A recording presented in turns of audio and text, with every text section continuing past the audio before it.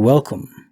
I'm Kinetic Symphony. I hunt down and report on weird and true mysterious stories, from glitches to the paranormal. Case file number 1374, written by Dianachick. The harrowing tale of the abyss and the hand of God. Okay, without all the details, because the story would be even longer. I almost drowned when I was vacationing in Hawaii years ago. Not a strong swimmer, and the water gets pretty choppy. So much so that they put no surfing signs up. As we were driving by on a tour of the island in a rented car, I wanted to stop. There were a few people in the water, and I thought it looked funny, so I got in for a few minutes and it was fun. Suddenly, I realized there was no one in the water and the tide had pulled me out quickly. I quickly found myself in trouble. I kept trying to swim back to shore, but I was getting pulled out further and further by the tide. Then my boyfriend was on the beach laughing. I was screaming every time my head came above water. He told me he thought I was playing around, but I know he was afraid of the ocean and sharks, and I just knew that's why he didn't try to help.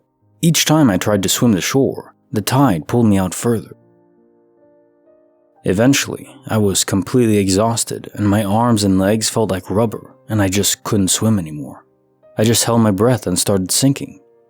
As I was sinking, I looked around, watching the sun on the surface start to disappear, and all the particles around me. I then looked down into the blackness of the ocean, and I remember thinking that I can't freaking believe this is how I'm going to die. It was surreal. Then, the thought of my boyfriend standing on the beach laughing came into my head, and I realized, this is the jerk that's going to tell my mother I'm dead.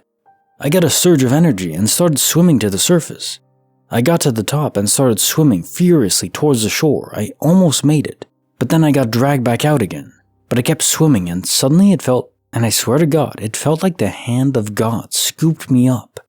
And like a bowling ball, I was hurled with the next massive wave to the shoreline. I dug my fingers into the sand as the waves started to pull back, and crawled a couple feet and lay there for about 10 minutes. As my then boyfriend came over and said, "Hey, are you okay?" No, I freaking wasn't. I had a bikini and a pair of shorts and a t-shirt on when I went in. Came out with my bikini bottoms and a t-shirt. It took me about 30 minutes to stop shaking. I swear to this day it was a hand of God. Case note so far 1374. The harrowing tale of the abyss and the hand of God. Riptides are extremely dangerous and often hard to spot until you're already in one. The best thing you can do if you notice you're being dragged away from the shoreline is to swim parallel to the shore, not towards it, but to its side. The riptides are long, and you can't swim against it. The current is too strong. You'll just tire yourself out, as you did in this case. But usually, you can run parallel to the force pulling you out, so just run out of it, swim out of it, and they're not usually very wide, so that's the best strategy. You see the shoreline, you're being pulled away, just look 90 degrees to your left and swim that way, and you should be okay. Also, I'm glad you say he was your then boyfriend, no longer. Someone who laughed at a riptide event is either stupid or just evil. People die all the time from them, so maybe he just didn't realize how dangerous it was, but in that case, they're far more dangerous than sharks. I think it's possible that your guardian angel tried to infuse you with more energy. Maybe just a perception of energy, an adrenaline spike, so you could save yourself, even if it wasn't the proper way in a riptide. I'm glad you're okay. Case file number 1375, written by Friendly Coconut. The Magic Uber Ride. I don't have a car, and had to take an Uber home from a rehearsal for a theater production because buses don't run that late. I've done it a zillion times. The Wi-Fi is a little patchy there, though, but luckily, I have my home address saved in the app. One night, I was riding home when the Uber driver made a wrong turn, then another. Then I suddenly recognize we're going in the opposite direction of my house. I look at the app and it's showing a totally different address from mine, across the county, about a 20-minute drive from my home. It's an Uber pool, so it won't let me change the destination. I can only assume that, since the Wi-Fi was poor, it input the wrong address. Both started with a 5, but I was sure I hit the home button on the app. As we get closer to the random destination, I didn't recognize anything. I'd never been in this part of town before, and I worried that it would be someone's house and I'd have to wait in their driveway until a new Uber arrived. To my surprise, however, it was a large, well-lit shopping center. I was able to pop into the grocery store and get some food while waiting for a new Uber. When I ordered the new Uber, I saw that somehow this new strange address had been set as home on my phone.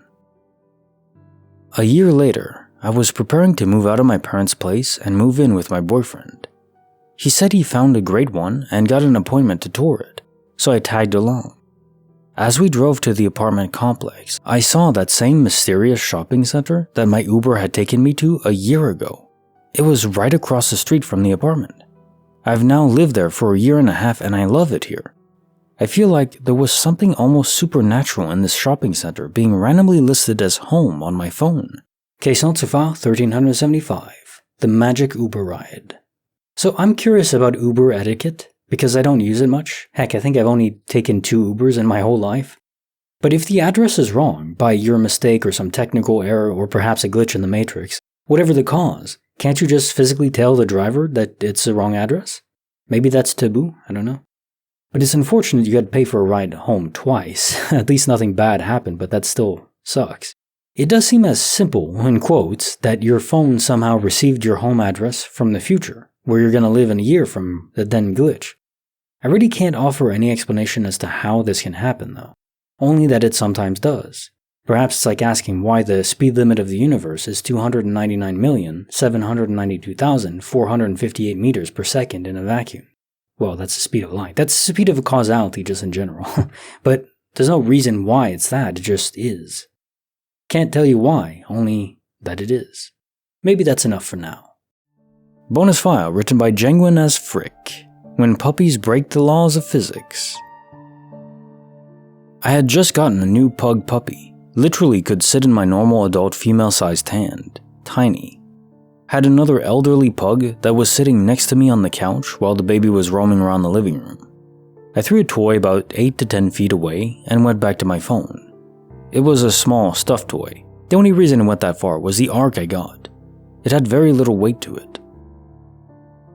A moment or two later, I'm smacked in the face, sitting on a couch so about 4 to 5 feet off the ground, with the toy. I look over and the puppy is a solid few feet in the opposite direction of where the toy landed, next to the dining room table. Problem number 1. No way that Pudgeball could have teleported a few feet away from the spot of the toy in a second or two, if she had actually been by the toy in the first place. Problem 2. I'm embarrassed to say I actually tested this by getting down and trying to recreate it. There was no way a being of her size had the ability to fling that toy 8 to 10 feet across the room at the velocity it hit my face. I did my best dog impression of swinging it right and left, and only got it a foot or two. I did everything I could to recreate it, but I just couldn't. And if a grown adult doesn't have the power or motor ability, there is no way a pug who weighed less than a pound and was still learning to trot without falling over on her face could have gotten over there, flung the toy with enough force to actually smack me in the face noticeably, and then run off to another spot and act confused. Case notes for the bonus file. When Puppies Break the Laws of Physics. I will say, never underestimate the powers of a small dog. They're fast as lightning. Kung Fu fighting. But I do agree in this case how you describe it. There's no way it was a dog. It must have been a spirit nearby just having fun with you. And there's nothing wrong with that. Now time for the quote of the day. It is well that war is so terrible. Otherwise we would grow too fond of it. Robert E. Lee. While there's a lot of truth to this, but also an unnerving amount of not entirely true. Because some people do really love war. They love the sheer raw will to power of it. And that is extremely dangerous. Of course, who suffers in war? It's all the innocent civilians that have nothing to do with anything. It's very sad, in my view. Yeah, is war sometimes necessary? Perhaps and unfortunately. But then I also ponder a question. There's this word, collateral damage, which means when innocent civilians die, unintentionally, so-called. Well, if someone breaks into your house and then commits some atrocity against you, but then flees into a neighboring house full of innocent people, can you harm those innocent people to apprehend the person who harmed you? I don't think so. And I think most would agree, right?